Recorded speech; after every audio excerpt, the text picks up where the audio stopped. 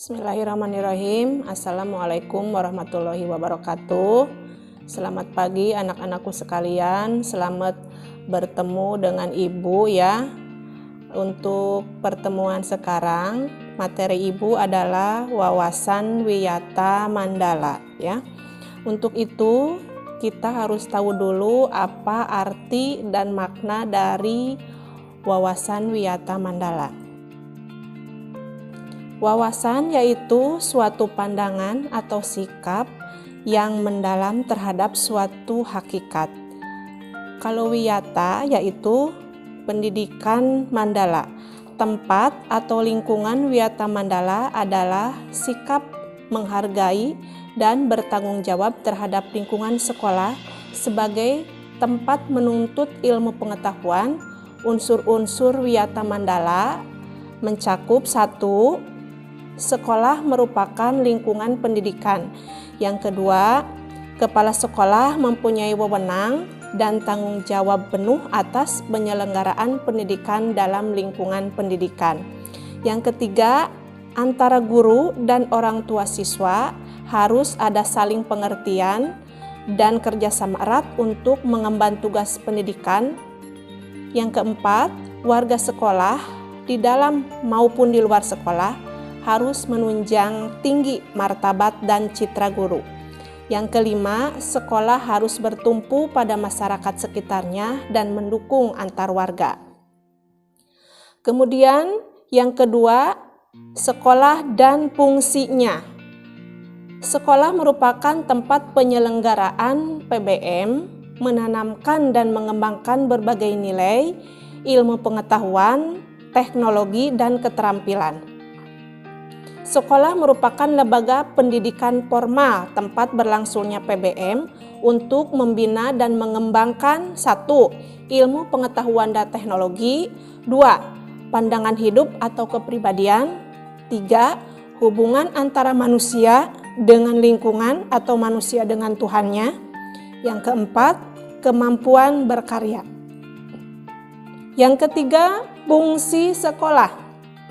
Fungsi sekolah adalah sebagai tempat masyarakat belajar karena memiliki aturan atau tata tertib kehidupan yang mengatur hubungan antara guru, pengelola pendidikan siswa dalam PBM untuk mencapai tujuan pendidikan yang telah ditetapkan dalam suatu atau suasana yang dinamis. Kemudian yang keempat, ciri-ciri sekolah sebagai masyarakat belajar. Ciri-ciri sekolah sebagai masyarakat belajar, yang pertama ada guru dan siswa. Timbulnya PBM yang tertib. Yang kedua, tercapainya masyarakat yang sadar, mau belajar dan bekerja keras. Yang ketiga, terbentuknya manusia Indonesia seutuhnya. Kemudian yang berikutnya adalah prinsip sekolah. Sekolah sebagai wiyata mandala selain harus bertumpu pada masyarakat sekitarnya, juga harus mencegah masuknya paham sikap dan perbuatan yang secara sadar atau tidak dapat menimbulkan pertentangan antara sesama karena perbedaan suku, agama, asal-usul, keturunan, tingkat sosial ekonomi, serta perbedaan paham politik. Sekolah tidak boleh hidup menyendiri, melepaskan diri dari tantangan sosial budaya dalam masyarakat tempat sekolah itu berada. Sekolah juga menjadi suri toladan bagi kehidupan masyarakat sekitarnya, serta mampu mencegah masuknya sikap dan perbuatan yang akan menimbulkan pertentangan. Untuk itu, sekolah memiliki prinsip-prinsip sebagai berikut. Sekolah sebagai wadah atau lembaga yang memberikan bekal hidup. Dalam hal ini, sekolah seharusnya bukan hanya sekadar lembaga yang mencetak para intelektual muda, namun lebih dari itu, sekolah harus menjadi rumah kedua yang memberikan pelayanan dan pengalaman tentang hidup, mulai dari berorganisasi, bermasyarakat atau bersosialisasi, pendidikan lingkungan hidup, atau bahkan pengalaman hidup yang sesungguhnya. Yang kedua, sekolah sebagai institusi tempat peserta didik belajar di bawah bimbingan pendidik. Bimbingan lebih dari sekedar pengajaran. Dalam bimbingan, peran pendidik berubah dari seorang pendidik menjadi seorang orang tua. Yang ketiga, sekolah sebagai lembaga dengan pelayanan yang adil atau merata bagi stakeholdernya. Hal tersebut bisa berupa pemerataan kesempatan mendapatkan transfer of knowledge maupun transfer of experience dengan tanpa membedakan baik dari segi kemampuan ekonomi, kemampuan intelijensia, dan juga kemampuan fisik atau gagasan sekolah inklusi. Yang keempat, sekolah sebagai lembaga pengembangan bakat dan minat siswa. Prinsip ini sejalan dengan teori multiple intelligence atau Howard Gardner yang memandang bahwa kecerdasan intelektual bukanlah satu-satunya yang perlu diperhatikan oleh lembaga pendidikan, terutama sekolah.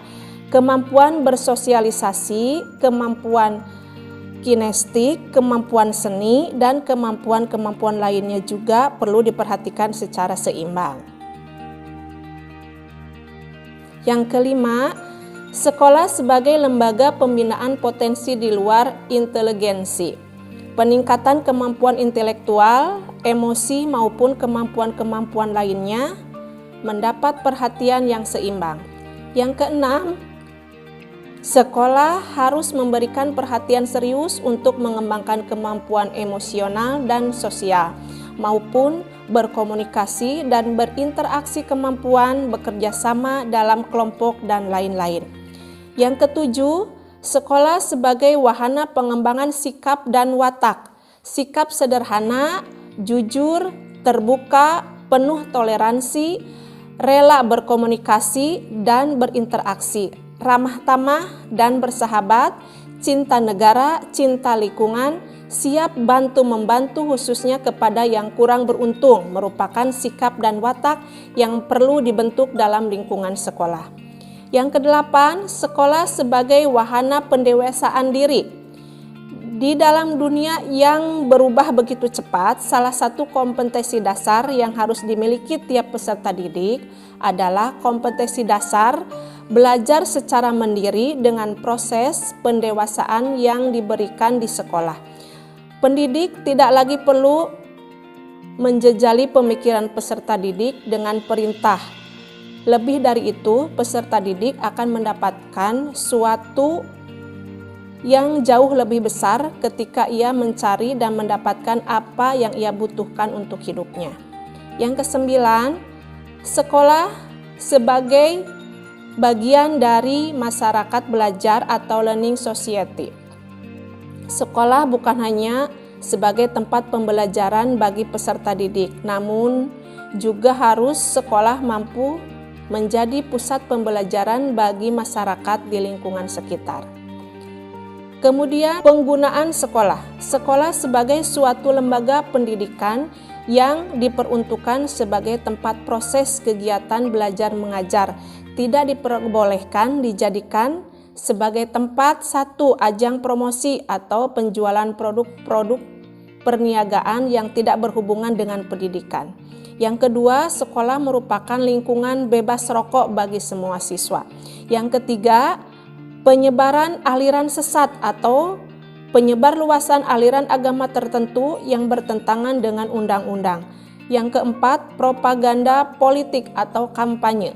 Yang kelima, syuting film dan atau sinetron tanpa seizin pemerintah daerah. Yang keenam, kegiatan-kegiatan yang dapat menimbulkan kerusakan, perpecahan, dan perselisihan sehingga menjadikan suasana sekolah tidak kondusif. Kemudian berikutnya, penataan Wiyata Mandala dalam upaya ketahanan sekolah. Yang pertama, ketahanan sekolah lebih menitikberatkan pada upaya-upaya yang bersifat preventif. Yang kedua, untuk menjadikan sekolah sesuai dengan tujuan dan fungsinya, perlu dilakukan penataan Wiyata Mandala di sekolah melalui langkah-langkah sebagai berikut. Yang pertama, meningkatkan koordinasi dan konsolidasi sesama warga sekolah untuk dapat mencegah sedini mungkin adanya kegiatan dan tindakan yang dapat mengganggu proses belajar mengajar. Yang kedua, melaksanakan tata tertib sekolah secara konsisten dan berkelanjutan. Yang ketiga, melakukan koordinasi dengan komite sekolah dan pihak keamanan setempat untuk terselenggaranya ketahanan sekolah. Yang keempat, mengadakan penyuluhan bagi orang tua dan siswa yang bermasalah. Yang kelima, mengadakan penyuluhan dan pembinaan kesadaran hukum bagi siswa. Yang keenam, pembinaan dan pengembangan keimanan, ketakwaan, etika bermoral Pancasila, kepribadian sopan santun dan berdisiplin. Yang ketujuh, pengembangan logika para siswa rajin belajar, gairah menulis atau gemar membaca, informasi, penemuan para ahli. Yang kedelapan, mengikut sertakan siswa dalam kegiatan ekstrakurikuler dan pengembangan diri. Untuk yang terakhir, yaitu mengadakan karya wisata dalam rangka pengembangan iptek. Selanjutnya, tugas, wewenang, dan tanggung jawab kepala sekolah dalam hal pelaksanaan Wiyata Mandala. Kepala sekolah sebagai pimpinan utama bertugas dan bertanggung jawab memimpin penyelenggaraan belajar mengajar serta mendidik pendidik dan tenaga kependidikan serta membina hubungan kerjasama dan peran serta masyarakat. Kepala sekolah melaksanakan penataan Wiyata Mandala di sekolah dengan melakukan kegiatan-kegiatan sebagai berikut. Yang pertama, melaksanakan program-program yang telah disusun bersama komite sekolah. Yang kedua, menyelenggarakan musyawarah sekolah yang melibatkan pendidik, OSIS, komite sekolah, tokoh masyarakat, serta pihak keamanan setempat. Yang ketiga, melibatkan lingkungan sekolah baik yang berbentuk perangkat keras atau sarana prasarana dan perangkat lunak, yaitu peraturan-peraturan, tata tertib, tata upacara, dan lain-lain.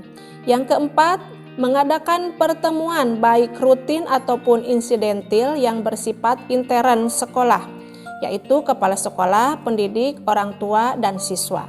Yang kelima, penyelenggaraan kegiatan yang dapat menunjang ketahanan sekolah seperti PKS, Pramuka, PMR, Paskibra, kesenian, dan sebagainya. Kemudian yang berikutnya, mekanisme dalam melaksanakan Wiyata Mandala. Dalam rangka pelaksanaan Wiyata Mandala, perlu upaya penanggulangan secara dini setiap permasalahan yang timbul, sehingga dapat menghilangkan dampak negatifnya, yaitu dilaksanakan secara terpadu, bertahap, dan berkelanjutan sebagai berikut.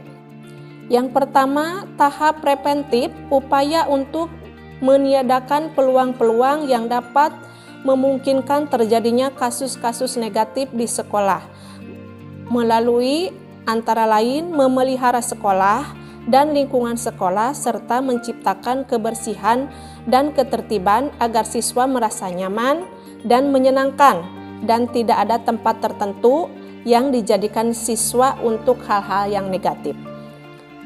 Berikutnya, menciptakan suasana yang harmonis antara pihak pendidik, staf, dan siswa serta penduduk sekitar sekolah. Berikutnya, membentuk jaringan-jaringan pengawasan atau kontrol dan razia terhadap kegiatan siswa di lingkungan sekolah. Berikutnya, menghilangkan bentuk-bentuk perpeloncoan pada saat MOS. Berikutnya, meminimalisir keterlibatan kelompok maupun perorangan dalam kegiatan sekolah. Berikutnya, fungsi jam-jam kosong dengan pelajaran atau kegiatan ekstra lainnya. Kemudian, meningkatkan kegiatan ekstrakurikuler pada masa awal atau akhir semester dan masa liburan sekolah. Kemudian, meningkatkan keamanan dan ketertiban khususnya pada saat berangkat atau usai sekolah. Yang kedua, tahap reprensif, upaya untuk menindak siswa yang telah melanggar peraturan-peraturan dan tata tertib sekolah. Upaya reprensif seperti Mendamaikan para pihak yang terlibat perselisihan berikut orang tua atau pendidik pembinanya. Membatasi area tempat terjadinya aksi. Menetralisir isu-isu yang berkembang dan mencegah timbulnya isu-isu yang baru. Berkoordinasi dengan pihak keamanan apabila terdapat pihak luar sekolah yang melanggar keamanan, ketertiban, dan perbuatan kriminalitas di lingkungan sekolah.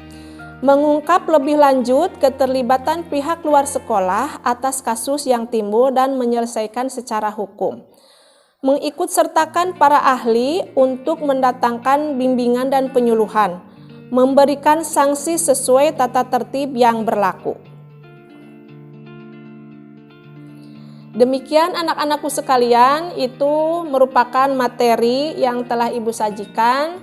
Mohon maaf atas segala kekurangannya. Ibu akhiri dengan wabil taufiq wa hidayah. Wassalamualaikum warahmatullahi wabarakatuh.